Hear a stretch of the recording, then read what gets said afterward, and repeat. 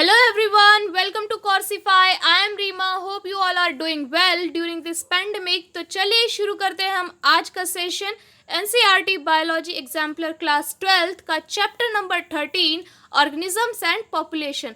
तो शुरुआत करते हैं हम इसके राउंड नंबर 4 से लॉन्ग आंसर टाइप क्वेश्चंस के साथ। क्वेश्चन नंबर 12 हमारे पास ये रहा, give one example for each of the following. हर एक नीचे लिखे गए टर्म के लिए एग्जाम्पल्स दीजिए। तो सबसे पहला है पार्ट इसका यूराइथर्मल स्पीशीज। यूराइथर्मल प्लांट स्पीशीज वो स्पीशीज होते हैं जो बहुत ही ज़्यादा वाइड रेंज ऑफ टेम्परेचर को झेलने के लिए बने होते हैं। इस तरह के जो प्लांट्स होते हैं वो ज़्यादातर डेजर्टिक और ट्रॉपिकल फॉरेस्ट में पाए जाते हैं। फिर उसके बाद हम आते हैं इसके दूसरे पार्ट पे, a hot water spring organism. एक ऐसा ऑर्गेनिज्म जो कि गर्म पानी के झरने में रहता है। तो इस तरह के जो ऑर्गेनिजम्स होते हैं वो बेसिकली आर्कियोटाइप्स के होते हैं जो कि अपने आप को इस तरह से अडेप्ट कर लेते हैं कि वो बहुत ही ज़्यादा एक्सट्रीम कंडीशंस में झेल पाएँ।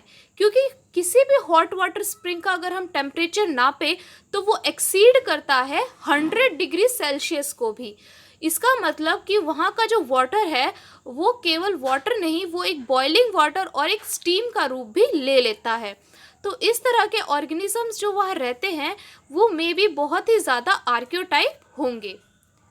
फिर उसके बाद हम आते हैं इसके तीसरे पार्ट पे, an organism seen in deep ocean trenches.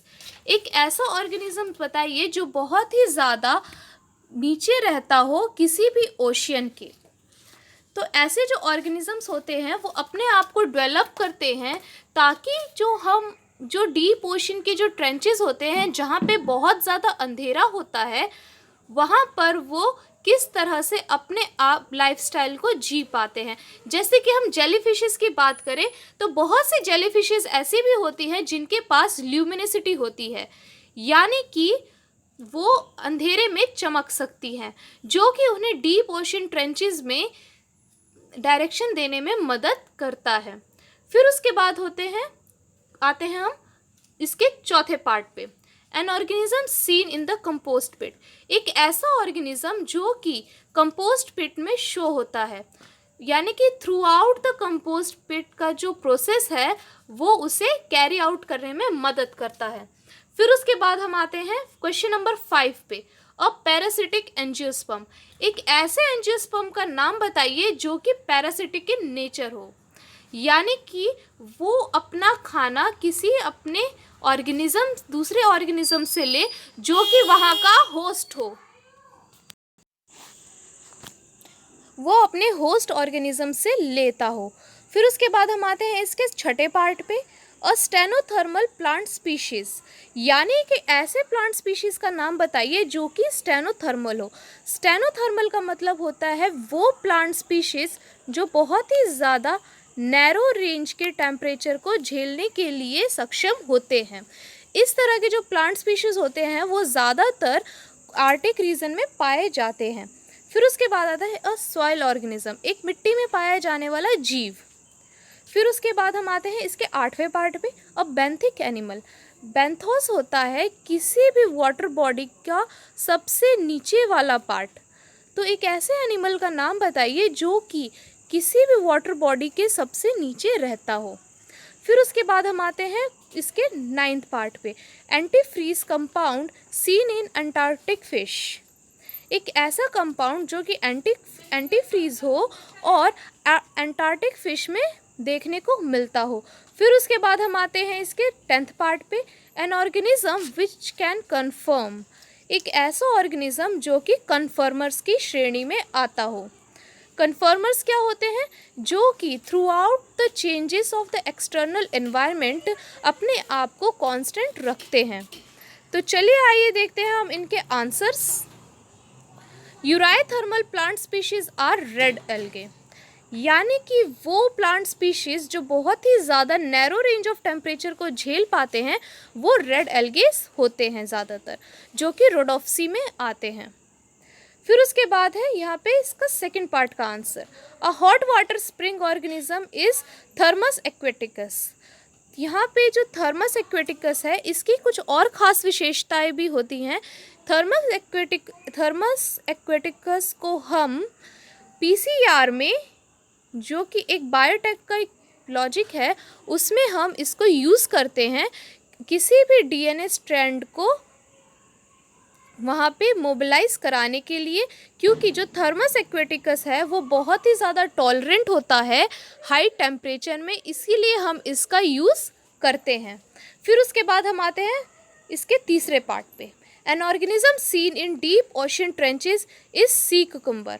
एक ऑर्गेनिज्म जो बहुत ही ज़्यादा खारे पानी के किसी समुद्र में सबसे नीचे पाया जाता है वो है सी कुकुम्बर। सी कुकुम्बर मैं यहाँ पे आपको बता दूँ कि एक तरह का ये एनिमल होता है। ये कुकुम्बर्स की तरह दिखता है लेकिन ये एक एनिमल होता है, इसीलिए इसका नाम सी कुकुम्बर्स रखा गया है। फिर उसके बाद हम आते हैं इसके चौथे पार्ट पे, an organism seen in compost pit is earthworm.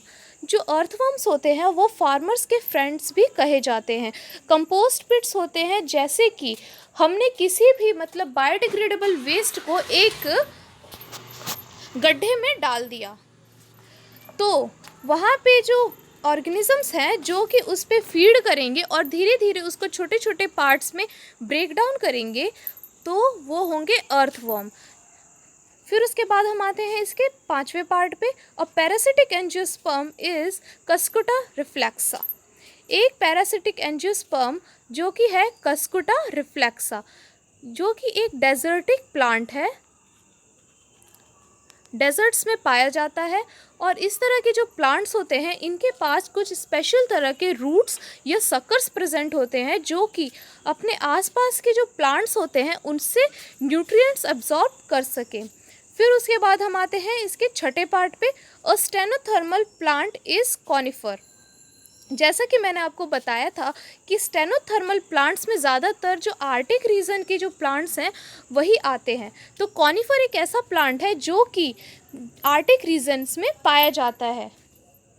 फिर उसके बाद हम आते हैं इसके सेवंथ पार्ट पे, सॉइल ऑर्गेनिजम्स इज अर्थवर्म, यानी कि मिट्टी में पाए जाने वाले जीव भी अर्थवर्म ही हैं। और भी कई ऐसे जीव हैं जो कि मिट्टी में पाए जाते हैं, जैसे कि कुछ छोटे छोटे कीड़े, कुछ स्पेशल तरह की आंट्स जो कि मिट्टी में पाई जाती हैं। फिर उसके बाद हम आते हैं इसके आठवें पार्ट पे, a benthic animal is crabs and sponges, यानी कि लेक के अंदर रहने वाले, लेक के सबसे नीचे पार्ट में रहने वाले जो एनिमल्स हैं वो हैं क्रैब्स और स्पॉन्जेस, केकड़े और स्पॉन्जेस। क्रैब्स जो है वो यहाँ पे वो आर्थ्रोपोडा में आते हैं और स्पॉन्जेस जो होते हैं वो बहुत ही ज़्यादा लोअर कैटेगरी के एनिमल्स होते हैं जो कि पहली क्लास भी एनिमेलिया किंगडम की बनाते हैं। तो यहाँ पे जो क्रैब्स होते हैं उसका एक नाम और भी होता है, इसे हम लिमलस या फिर लिविंग फॉसिल भी कहते हैं। और स्पॉन्जेस जो होते हैं वो ज़्यादातर एसेक्सुअल रिप्रोडक्शन करते हैं थ्रू जेम्यूल्स। फिर उसके बाद हम आते हैं क्वेश्चन नंबर 9 पे, antifreeze compound seen in Antarctic fish is antifreeze glycoprotein, यानी कि वो कंपाउंड जो कि हमें एंटार्क्टिका के फिशेस में देखने को मिलता है जो एंटीफ्रीज नेचर का होता है वो होता है एंटीफ्रीज ग्लाइकोसाइड। जैसा कि हम जानते हैं कि एंटार्क्टिका का जो टेम्परेचर होता है डिग्री सेल्सियस में वो कितना ही नीचे होता है, यहाँ तक कि वो -50 डिग्री सेल्सियस से भी नीचे होता है। तो वहाँ के ऑर्गेनिजम्स को ज़िंदा रहने के लिए कुछ ऐसे केमिकल्स की भी ज़रूरत होती है जो कि उनकी मदद कर सके एंड फ्रीज ना होने में, तो उसे ही हम एंटी फ्रीज ग्लाइकोप्रोटीन्स कहते हैं या फिर हम उसे AFGPS भी कहेंगे। फिर उसके बाद हम आते हैं इसके लास्ट पार्ट पे, an organism which can confirm is frog. एक ऐसा ऑर्गेनिज्म जो कि एक कन्फर्मर है वो होगा फ्रॉग, यानी कि फ्रॉग जो है उसके बॉडी में कुछ ऐसी मैकेनिज्म्स होती हैं जो कि उसे एक कन्फर्मर्स की श्रेणी में लाता है। तो इसी के साथ ये क्वेश्चन यहीं पे ख़त्म होता है। Thank you.